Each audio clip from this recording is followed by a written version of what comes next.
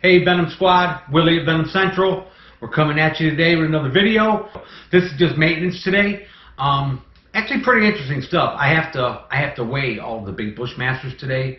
I get a weight on them before I feed them, and it's important to get very accurate weights on my females right now for my process. But you'll get to see me handle some really big, gnarly Bushmasters, and we've been trying to get some more field video. I mean, I think you all enjoyed me out snake hunting, and let me tell you, I used to do this stuff. I mean, I was a die-hard hunter for years, and I really don't have a lot of people that will go with me. I don't have a second. But I actually went out the other day, and I had a malfunction with my vehicle, and Dina had to come rescue me, and we were going to do it anyways. But of course, she wasn't dressed to go snake hunting. She had on her damn Prada shorts, and she doesn't dress well to go into the field, and she's giving me a dirty look right now.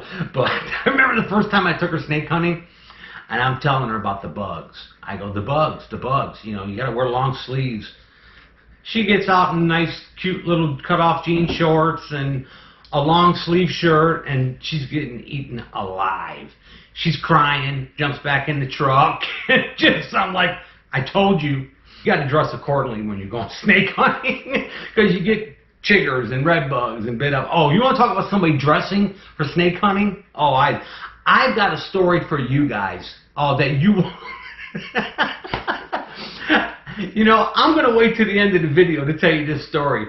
One of my die-hard snake hunting buddies, we call him Dangerous Dave. And everybody's got a Dangerous Dave in their life. This guy he's like part of our family. And I love him to death, and he loves snakes. But anyways, we're going to get with the video. I want to thank a few of my loyal supporters. Diego, thank you, brother.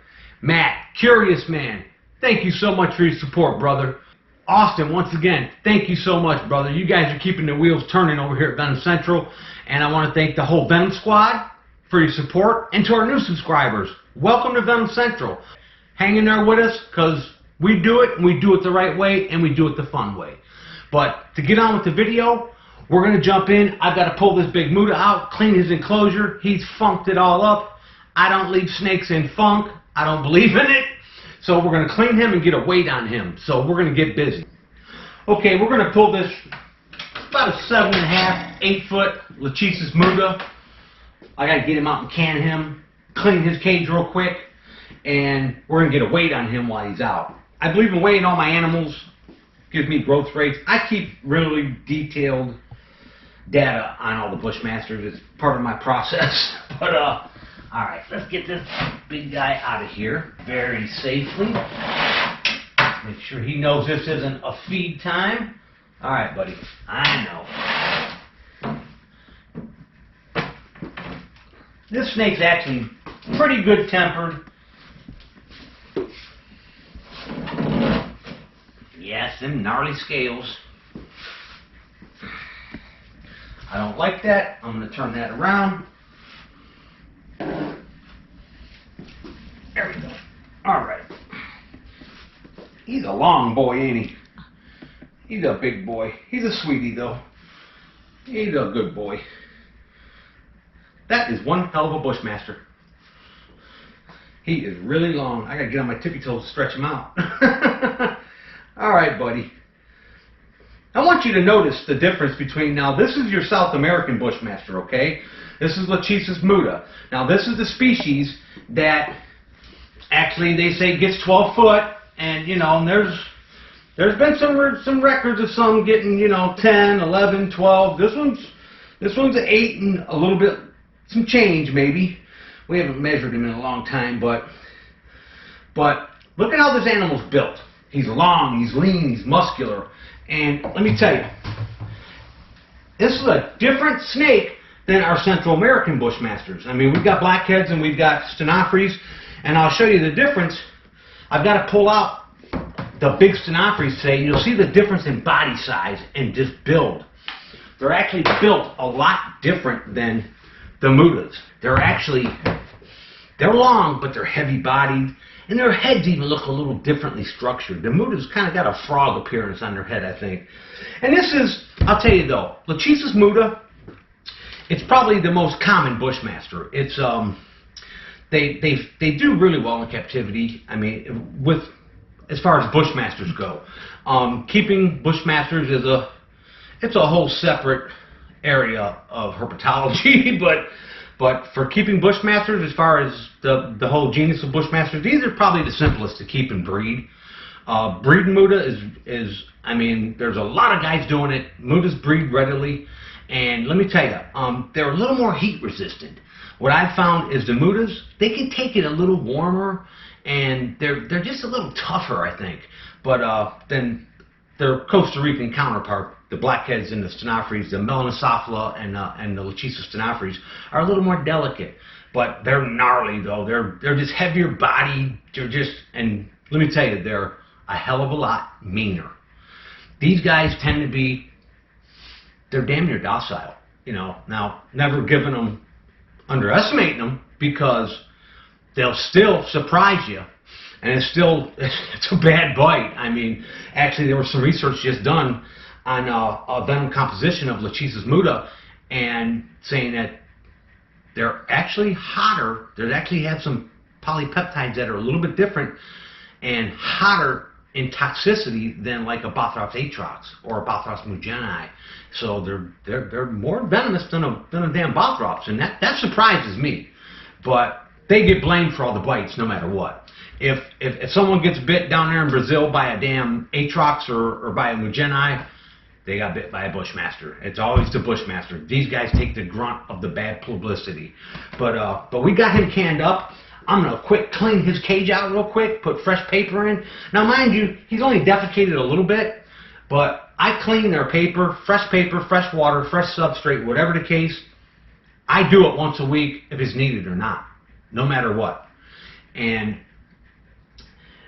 cleanliness is the way to go with Bushmasters. They don't tolerate filth and funk. They like it clean. So I'm going to quick clean this, and we don't need to film me cleaning this, right? Okay. And we'll turn it back on when I got them all set back up to put them back. And I'm going to get a weight on them. Be back in 1 second. Okay, we've got our guy all cleaned out, fresh water, fresh paper, and we're getting ready to put him back in, but I need to get a weight on him before we put him back in his cage, and I need to see how his cage is running. I check it before and after, and I always check floor temps, okay? See, even though our mutas are in our main room, I'm sorry, I'm jumping up and down too fast. I'm wired for sound today. I had 2 Red Bulls today. But anyways, our mutas are in our main room, and it's because they can tolerate it a little bit warmer, and they actually do better, like, in here. I mean, the humidity's good, but I always take a temperature reading. I do it every day in case there's a spike in temperature. I don't want them being uncomfortable. But like our temperature in here right now, okay, he's good. See, he's at 74 degrees. And that's perfect for him.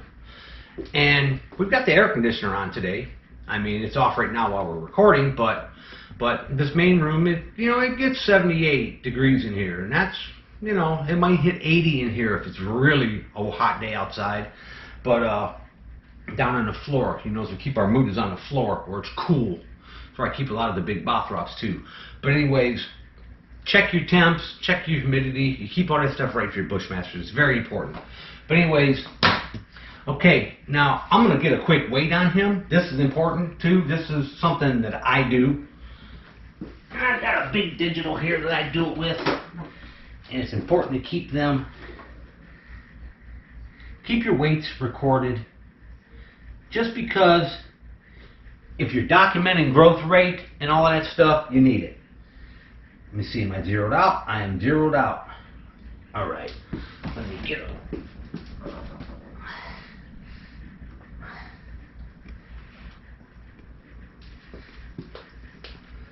Okay, and my scale is set to do the tear for my can. I know exactly what my can weighs.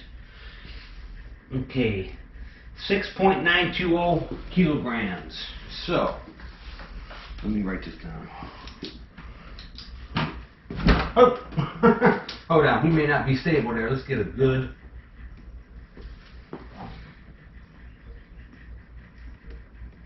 Yep, 6.920 kilos. Okay.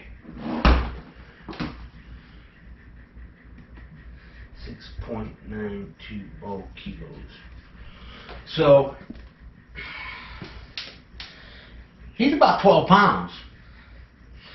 He's actually a little heavier than 12 pounds.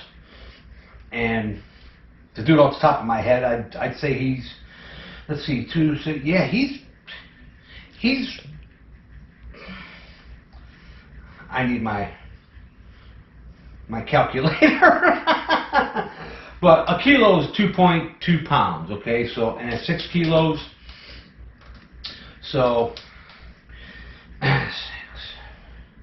12 to, he's like 13 pounds. So, that's just off the top of my head. But to get the exact, I'll put it in my converter and get it exactly. But he's gained like 3 pounds in the past 6, 7 months. Which I keep a logbook, a very detailed logbook of weights and meals and sheds and defecations and everything, just so I know growth rate. But yeah, he's pushing 13 pounds, close to it. But anyways, I could be wrong because I ain't real good with the math stuff. That's why I go to the damn calculator and I go to my converter so I get it exact. But we're gonna put him back. And we're going to jump over into the other room and pull out some monsters because I need to get a weight on my females. This is a really, really special time for them, and I need the weights on them exact because it cues me and tells me what's going on right now because this is important stuff, believe me. All right, let's put this big guy back. Tina, back up just a hair, baby. Okay, you're good right there.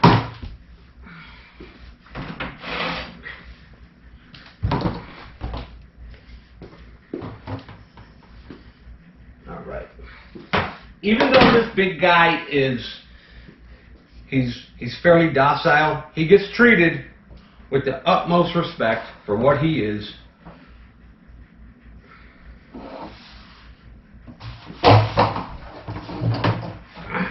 And you hear that, that's their scales. Their scales are so rough that it's unbelievable. I mean, they got gnarly scales, man. They're just gnarly as can be. But what a gorgeous, gorgeous animal. See, now this animal, he doesn't mind being hooked and up off the ground. He's actually conditioned very well. I mean, he's used to being handled, and he's very easy to work with. He's actually the dream Bushmaster. He's docile, he eats good, he's healthy, and he's as cool as ice cream. He's a good boy. Lachesis muta. Now this is your South American Bushmaster. This is the one that can reach 12 foot. Alright, buddy. Back in your cage. Everything's perfect for you. They don't like to be forced with anything. Is when you try to force them or bulldog them, is when you set them off. Do everything gentle.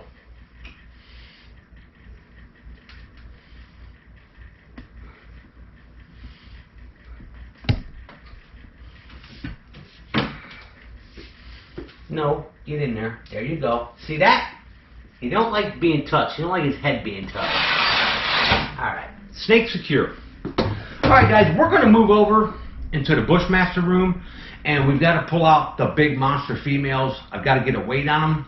And it's important that I get a weight today because they're due for a feed, and they've been queuing me up the past couple of days. They've been coming out of their hides and laying out in the open after dark. And that's telling me they're ready to eat. So they need a feed. They've all defecated. They're ready to eat. So I need a true clean out weight on them. Because this weight is important right now because I want to know if my females are starting to ovulate. And there'll be a weight change when this happens. So we got to get it. So we'll be back in 1 second. We're going to jump over to the big Bushmaster room. Okay guys, see what we've got to do in here is I've got some of our pairs together, and these are big adults. These are big Bushmasters right here, And I've actually extracted their hide boxes because I've got to separate them. And I got to get weights on these females. And you can see they're in huge cages. And I take out all the furnishings piece by piece before I start extracting snakes. But I'm going to have to pull out the female from that one and get a weight on her and see what she weighs. And then we're going to jump down to the bottom cage and do the same thing. Let me show you that bottom one. Okay, and this is yet another pair of our Monster Bushmasters that are paired up. Now, I don't know if you can see this or not, but the one with the coil closest to us here, the one that's right here, now that's the female.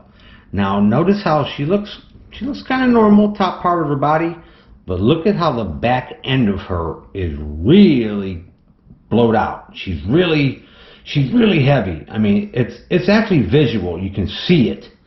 And now that's not food impacted in her. She just defecated a couple days ago. And what we believe is that's ovulation happening. So it's important I get a weight on her right now, and that'll tell me the story. So what I do is important for my breeding process. So I'm going to have to pull her big ass out of there and get a true clean out weight on her. Now when I say clean out, I mean an empty weight. She's not full of food. She's not full of rats. And then tonight we'll go ahead and feed all these snakes too. But that is a monster pair of Bushmasters in there. That's some big snakes. But we're going to go ahead and get to work, and we're going to film it for you guys. The first thing I need to do is move this big massive male off of her. I know, buddy. Yo, it's okay, buddy. They don't like being moved around. And these things are a lot more temperamental than the muta, than the one we just showed you. Okay, there's my big girl. She's accessible. Like that. We're going to turn it this way. And we're going to gently coax her out of here. See, now I need to be able to get this hand on the bottom of her. But I need to do it in a fashion where I'm not putting this hand anywhere near the biting end. So what I do is I'll let them pull halfway out like this, okay? And then I'll reach in gently and support that weight and then lift them. Okay, because you have no choice but to put your damn hands on them when they're this big. But you can do it safely, and you can do it where you keep the animal calm and you stay calm. See, now that's getting a little bit too close for comfort for me, and I'll reposition. Alright. Now, we're going to go ahead and gently put this big girl into that can. And this is a big Bushmaster. She's got a lot of weight. I mean, she's heavy. She's a heavy girl. But this is the one that I suspect is already starting to ovulate. Notice the build on that snake compared to the muta. Now, this is Lachesis stenophrys. This is a Costa Rican variety of Bushmaster. Notice how she's heavy-bodied. I mean, she's very muscular, but she's a lot thicker than a muta.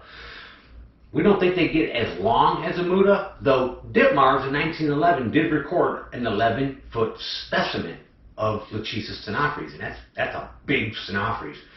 And these are 7.5. They're big. But notice how thick she is. Notice how muscular. I mean, she's heavy. She's really heavy. She's definitely heavier than that 8-foot muta, just by girth alone. But it's important we get her weight, so we're going to move on and keep working. I actually wasn't going to be filming today. I wanted to get all my work done, but Dina's forcing me to film. But I like doing it. I want to show you guys my day-to-day, my routine, the stuff that I do all the time. All right, we're going to go ahead and get the scale set up. There we go. And let's see here.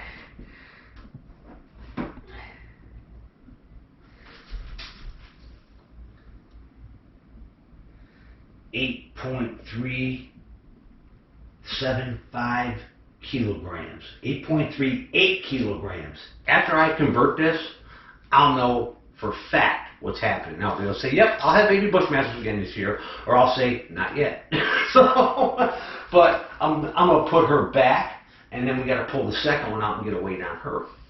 And he's already moved over there. I gotta run his ass back on that side of the cage before I put her back in there.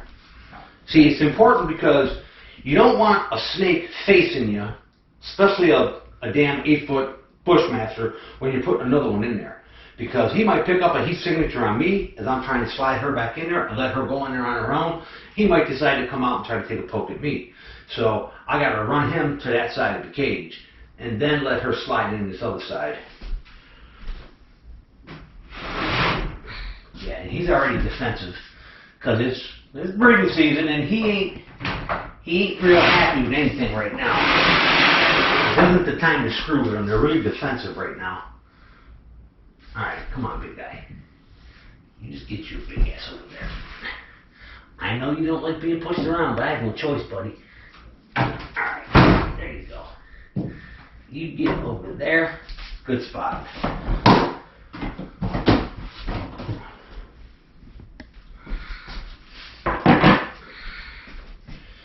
Come on, big girl. Oh, she's definitely... I know she's put on 8 ounces. She may have put on a pound. Better. She is massive. Come on, sweetie. No, you don't. She just looked at me and just gave me that. No. Give me that head bob.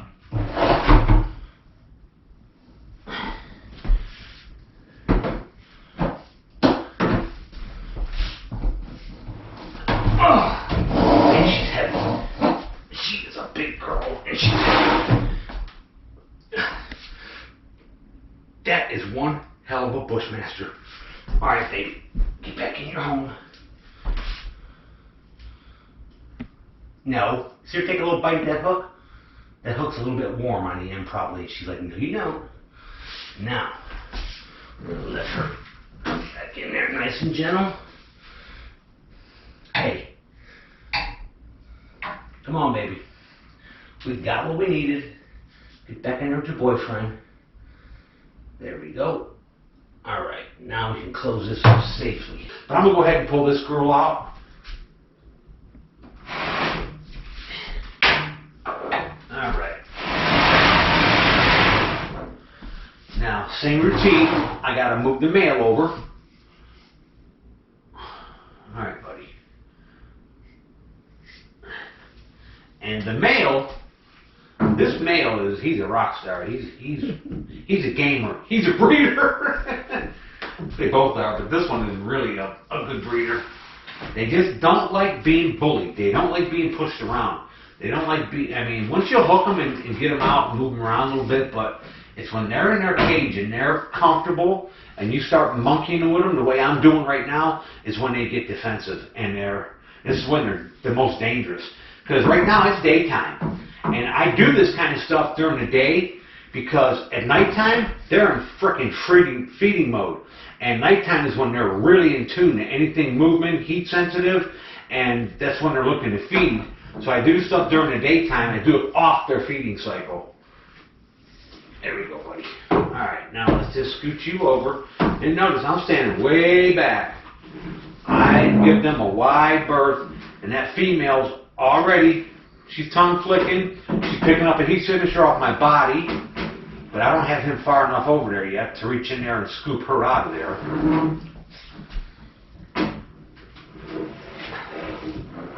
Alright, there we go. Now, I can gently hook her. It's okay, sweetie. And what I've got to do is I've got to turn her around. Oh, she's already blowing up too.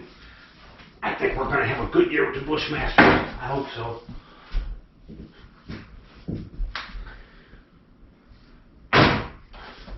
See, it's all about positioning. We don't want to stress the animal. See, there's my loop where I can put my hand under her nice and gentle. And then I can get my hook up here and control where her head's going to go. And then scoop. Loop and scoop. There we go. There's my baby girl. Oh, I love these things. This is, undoubtedly, this is my favorite animal in the world. I love Bushmasters. They're such a different snake. I mean, a pit viper that lays eggs, that likes it cold, that, so secretive. It's just the coolest of the cool when it comes to snakes. And I just love my Bushmasters. There's nothing else I'd rather work with. Alright, now I'm going to go ahead and close him up. Alright. Yeah, it's just the coolest of damn snakes. There's no doubt about it. They are so awesome that if I can only keep one species of snake, it would be Lachesis. We're keeping data on everything to learn more about them, but we're getting ready for a publication. So I can't release my procedures to you. I just can't. I mean, that's like me doing all this work and then telling you how to do it, and you go publicize it and make money on it. I don't think so. You know, you put in the years like I did and get the skill set and then do your own shit. Alright.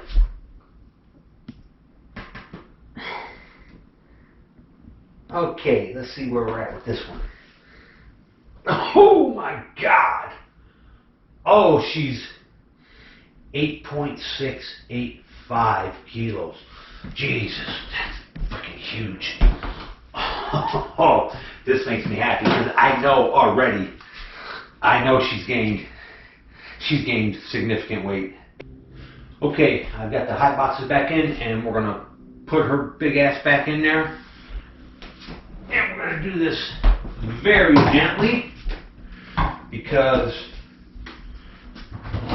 we don't want to stress her out, especially at this delicate time. Okay. You notice I use this kind of like as I'm looking over.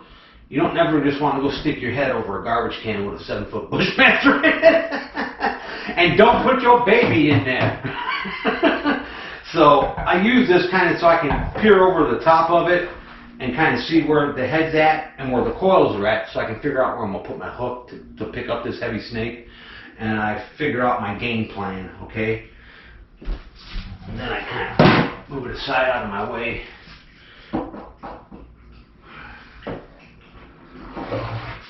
You guys have seen me spin a can around a lot.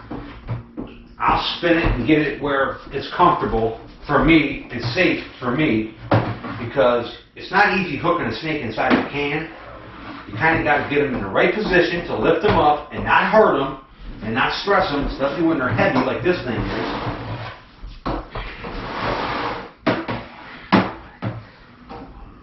And I glance over to see where he's at, make sure he ain't advancing on me. Come on, big girl.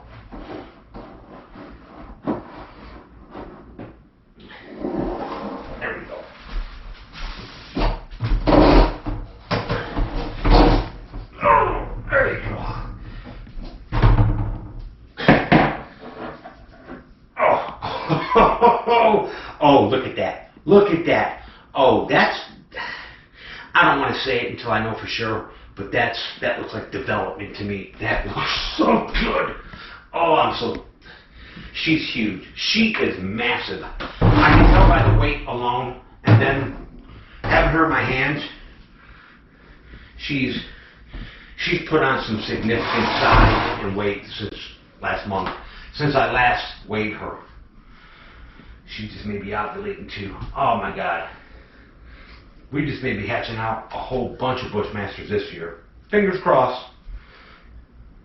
And then again, you know, to tell you honestly, breeding snakes, you may think you're getting it right, and you may think that everything looks right, and something goes sideways, and you don't get them. It happens. I mean, and plus, they take a year off sometimes. They'll breed 2-3 years and then just decide to take a year off. That's because their bodies need time to recuperate. You know, carrying eggs for all that time and laying, it's a stress on them. It's a big physical stress on them. But ours are well taken care of. And as far as body weight and, you know, and food source, they're getting the most of everything. So we'll get them again. All the other Bushmaster guys like, he's such an asshole. We'll get him again. We always do. And you can't have none. Alright, you guys. We're going to step out of the Bushmaster room. A little too bright in here for them. I want to turn these lights off of them, and we're going to continue this video. So don't run off. The best part's coming. I think you guys are starting to enjoy my stories. And let me tell you something. I got some stories. I mean, the truth is stranger than fiction. There's no doubt about it. I mean, I've seen some crazy stuff. Not only when it comes to snakes and herping and all that. I mean, I've seen some crazy stuff in my life. But I used to live up north. Now, I'm in the south now. And I used to take weekend excursions down here. I'm talking like every other weekend. I was jumping in a car, driving 700-800 miles to get to my snake spots, just so I could spend a weekend snake hunting. And then I'm talking about no sleep, drive, snake hunt, drive straight home. I mean, ran all over the damn country snake hunting. I mean, I would drive to Arizona, and then, I mean, just to spend 3-4 days snake hunting. I mean, I've hunted all over the states. I've caught just about everything. I've studied everything in the wild, but it's always a pain in the ass trying to find someone that wants to do it with me. Dangerous Dave. And you're probably going to watch this video, brother, and I hope you don't mind it, but I got to tell this story. Now, Dangerous Dave, we've all got a Dangerous Dave in our lives. He's that friend that's just kooky, funny. He's got a heart of gold, and he'll do anything in the world for you, and you love him to death. Dave has never been out in the field, right? And Dave knows snakes. He keeps cobras, he keeps venomous snakes, and he loves snakes. But he's freaking crazy. And we call him Dangerous Dave because of the kind of things he does. Like, he showed up at one of our events one time, the club I belong to. He had two big tokay geckos, big pink tokay geckos on his ears, right? And like, my guys are holding him up, and he's going, I know Willie, and he's got two big tokay geckos biting him on his ears, and he's wearing them like earrings. He comes to another one of our events, and he walks up to me, and I can see his mouth is puckered up like, I'm like, what's wrong with you, man? He goes, ah! He's got a tarantula in his mouth. I mean a spider, a big tarantula in his mouth. He goes, ah! And he pulls it out and starts laughing. That's Dangerous Dave. So, I'm taking an excursion down to the Outer Banks in North Carolina. I'm hunting coastal North Carolina, right, for the pygmy rattlesnakes and all the stuff down there. And I've been down there a bunch of times already on my own, and I know the place well, and Dave wants to go with me. I'm like, cool, I'll have somebody with me in case of an accident. Dave, you've never been in the field before. Let me tell you what you need. And I'm telling him about the bugs, okay, because there's a couple areas I go into that, I'm going to tell you, the little red bugs and the chiggers and the horseflies, they will eat you alive. Don't tell him, Dave, dude, you need, good field pants for the briars and stuff. Shirts to button up, kind of tight, so you can, and a good hat, because you get ticks. So I'm telling Dave, hey, you gotta have some gear on. So he's like, well, what else do I need, man? Do I need a knife? Do I need I go, yeah, but I carry a knife with me, in case I gotta cut something out of my way when I'm lifting tin or something, and when I wear a good hat to keep stuff off of my head, and if you can, get a mosquito net. It helps, And we stay in this little hotel. It's a cool little spot right on Lake Mattamuskeet, and it's got three little twin beds in it, like a little duck camp, little hunt camp type thing, fishing camp. So everybody knows the Hideaway. That's the name of the place, right? And I love the old folks that own it, old Lamar. They're just great people. So we stay at the Hideaway. Getting ready to leave early in the morning. Dave's in the bathroom for like 30 minutes. I'm like, dude, what are you doing? You dying in there? I'll be right out, brother. He comes out. I'm sitting on the bed waiting on his ass. He comes out in a white Tyvek suit, a painter's suit, right?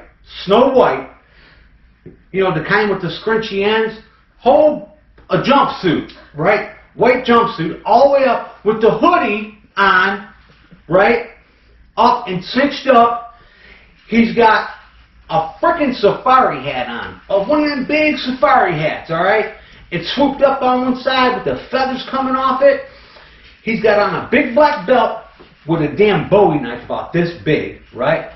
He comes out and he's like, what do you think? He goes, ain't no chiggers, them bugs ain't getting on me. He goes, what do you think? And I'm laying on the bed laughing, just laughing.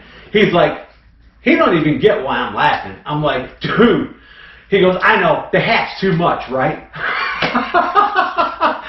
I'm laughing. I go, dude, you need to go back in that bathroom and change, because we go out of here looking like that. I go, you're going to get us shot. Some of these good old boys down here are going to think they've escaped from the loony bin. I go, you'll get us shot.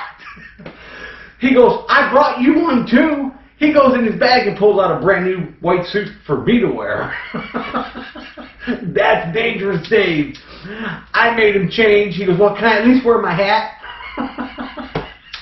But it was so funny. Big belt, Bowie knife, safari hat, and a white tie-back suit. And his biggest concern was, do you think the hat's too much? I swear to God, I wish I had snapped a picture of it. But that's dangerous Dave, and that's just the kind of person he is. I made him change. I go, dude, you got to put on some regular clothes. You will get us shot out here like that. I can see us going and asking permission to get on somebody's property dressed like that. But anyways, I hope you guys enjoyed this episode. Come on back, check out Venomcentral, hit the V logo and subscribe, and give us a thumbs up. And we'll see you soon. This is Willie from Venomcentral checking out. Later.